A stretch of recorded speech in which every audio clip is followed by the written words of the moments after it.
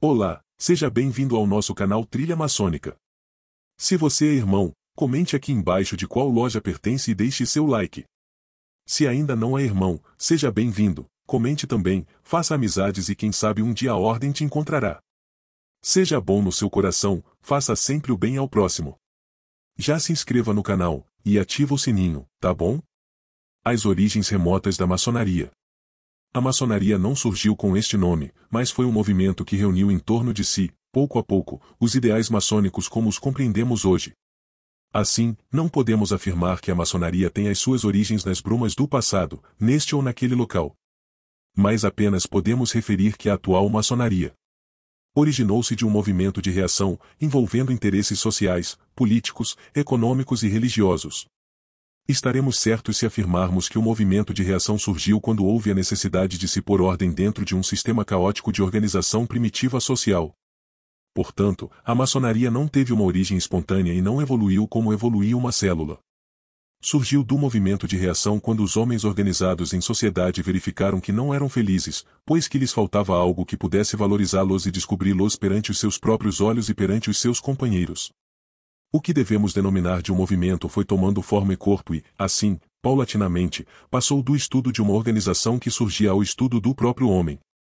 Se hoje temos as ciências sociais e encontramos na psicologia solução para os problemas que o homem oculta, devemos render homenagem àqueles primitivos estudiosos que, na sua busca incessante, contribuíram para que hoje pudéssemos contar com os recursos da tecnologia moderna. Tudo teve um princípio, mas não poderemos afirmar, com honestidade, que esse princípio se chamava maçonaria. O movimento na Índia não nasceu com o primeiro hindu e concretizou-se já quando os deuses superiores e inferiores que enchiam o céu da Índia, sob a forma de politeísmo, criando castas e sofrimentos, surgiu então, com plenitude, iniciando o culto de um só Deus, sobre as ruínas do politeísmo e desejando a abolição das diferenças entre as castas, o que era de mais odioso e que, infelizmente, depois de decorridos milhares de anos, ainda, subsiste. O movimento buscava a transformação política, ele proclamava a igualdade e a liberdade dos homens. Onde existe a escravidão e a dependência, o homem não se valoriza. O homem nasce livre, o homem quer ser livre porque deseja buscar a sua própria harmonização com o grande construtor do universo. Isto não quer dizer que o homem não esteja na dependência de Deus, posto que dependência harmônica diz mais da unificação que escravidão ou servidão. E o movimento encontra Buda, que firma a sua filosofia. Para compreendermos o budismo é suficiente entendermos o cristianismo. As bases são idênticas, porque o centro dos interesses comuns é o homem, que se valoriza a fim de se harmonizar com a vontade de Deus. Os brahmanes mantinham um privilégio odioso, qual seja, de que somente dentre eles podiam surgir sacerdotes. Buda alterou este egoísmo afirmando que os sacerdotes podiam surgir de qualquer parte. Buda praticou, imediatamente, a separação do poder espiritual e do poder temporal que os brahmanes enfeixavam em mãos dominadoras. Inicia, então, um fator novo, a liberdade de consciência, que se torna estopim e faz explodir a sociedade convencional, como mais tarde retornaria a atuar, explodindo os preconceitos religiosos da Europa. O budismo estende-se por toda parte, pelo Hindustão, por toda a fronteira, pelo Sião, pela China, Japão, até ultrapassar os Himalaias e estender-se pela Europa, pelo Oriente, enfim, por todas as civilizações. A história do movimento através dos países, das ilhas, dos povos, desde as margens do Ganges até o Tibete, na Mongólia, enfim, nas partes mais altas do mundo, até as cidades que se evidenciaram nas épocas passadas, da Babilônia, da Suméria, do Egito, de Jerusalém e, quiçá, da decantada Atlântida ainda não narrada. A ação política não se fazia tão necessária. O poder real era quase absoluto, posto que devidamente regulamentado por leis especiais, que de certo modo davam à realeza um poder temperado. Zoroastro surgiu séculos depois de Buda, encontrando, já, um movimento bem organizado, dentro das várias sociedades secretas. Todos acorriam, interessados, para se verem iniciados nos mistérios do Sol e de Mitra, embora as provas que deveriam suportar fossem severas. Buda foi o primeiro que nos transmitiu com segurança os princípios filosóficos do movimento. Temos, em Zoroastro, o segundo a fazer esta transmissão. Felizmente, já em época em que a civilização podia contar com livros, quer formados de polpa de madeira, os papiros, quer em peles ou mesmo em artifícios de cerâmica.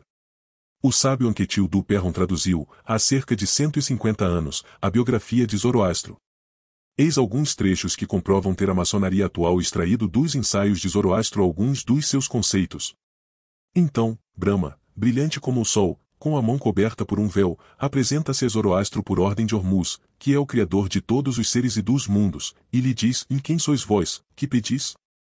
Zoroastro lhe responde: "Eu não busco outra coisa senão o que o agrade a Hormuz, que criou os mundos. Porém, eu não sei em verdade o que ele quer de mim. Ó vós, que sois puro, ensinai-me o caminho da lei." Essas palavras agradaram a Brahma, que lhe disse: "Fecha os olhos e marcha rapidamente. Vós direis que um pássaro o elevava, conduzindo-o pelos ares até a presença de Deus." Quando Zoroastro abriu os olhos, viu a glória celestial, resplandecente e iluminada. Deste pequeno trecho tem-se uma ideia exata de como inicia o caminho para que o recipiendário possa penetrar nos mistérios maçônicos, mais, ainda, alguns aspectos interessantes da cerimônia. Zoroastro perguntou ao Ser Supremo qual dos seus servidores era o melhor. Deus, que tem sido sempre e que sempre será nosso mestre, lhe responde: "O servidor mais afeiçoado a mim é o que tem o coração mais reto, o cumpridor dos seus deveres, é aquele que se mostra liberal, professando a igualdade de justiça com todos os homens e cujos olhos não se voltem para as riquezas com excessiva ambição. Aquele cujo coração generoso pratica o bem a tudo o que existe no mundo." Hormuz demonstrou, também, o que dizia a respeito à revolução do céu, a boa ou má influência dos astros, dos segredos da natureza e a igualdade do bem-estar que todos os seres devem gozar nos céus. As palavras de Brahma foram transcritas e reproduzidas na maçonaria, fazendo parte dos seus diversos ritos. E, mais adiante, quando Zoroastro foi agraciado com a presença de Deus, viu uma montanha de fogo e se lhe ordenou que passasse pelo seu centro, e ele atravessou sem que o seu corpo recebesse qualquer dano. Fundiram-lhe então diversos metais e os despejaram sobre o seu ventre e lhe extraíram tudo o que tinha dentro, e tudo se fez por ordem de Hormuz. O que está protegido por Deus está livre do aço que vai contra ele, que se amolece como a cera no momento de ferir. Ele não tem por que temer, nem a água nem o fogo. Tudo isto encontramos nos cerimoniais da maçonaria atual. Toda a descrição sobre a filosofia de Zoroastro se tornaria longa e enfadonha, porém ela vem demonstrar que a maçonaria, realmente, teve raízes muito profundas em Zoroastro, como as tivera em Buda. E, quem desejar certificar-se disto, busque ler as histórias de Buda e Zoroastro, penetrando assim na filosofia hindu e persa, cujos livros são relativamente fáceis de se conseguir.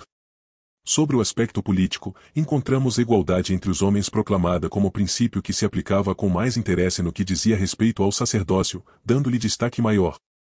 O aspecto filosófico tem maior realce com a luta entre o bem e o mal, representados pela luz e pelas trevas. Os iniciados são os sacerdotes da luz, e os inimigos as próprias trevas. Os iniciados obrigam-se a propalar o bem e a combater o mal, até que este venha a ser destruído, reinando o bem, sozinho sobre a terra, fim este perseguido incessantemente por toda a sociedade secreta. Até o momento em que a terra sem distinção de classes nem privilégios seja o paraíso do homem, orado e feliz, pleno de vigor, vivendo sob a direção de uma só lei, igual para todos. E passando longos anos na paz inalterável sob o pálio da luz. O mundo será, então, um grande templo no qual os homens gozarão dos imensos benefícios da igualdade. O hindu, por sua natureza, mostra-se indolente, e essa indolência contemplativa lhe proporcionou uma meditação profunda e o capacitou a uma compreensão dos mistérios que o movimento lhe entregava. Os sábios hindus de hoje, que conservam com tanto zelo os mistérios de sua filosofia, talvez, se bem auscultados, possam nos revelar tudo aquilo que consideramos perdido na bruma do passado.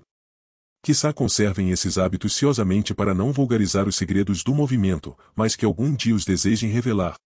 Assim, nós os maçons, poderemos compreender que as raízes da maçonaria foram fixadas no misterioso movimento do passado, numa época, ainda, totalmente desconhecida. Tendo em nossas mãos essas raízes, quizá possamos reencontrar os meios capazes de transformar o homem profano no homem símbolo, no homem Deus, no homem luz. Isso aí, se inscreva no canal e não deixe de dar o like. Até o próximo.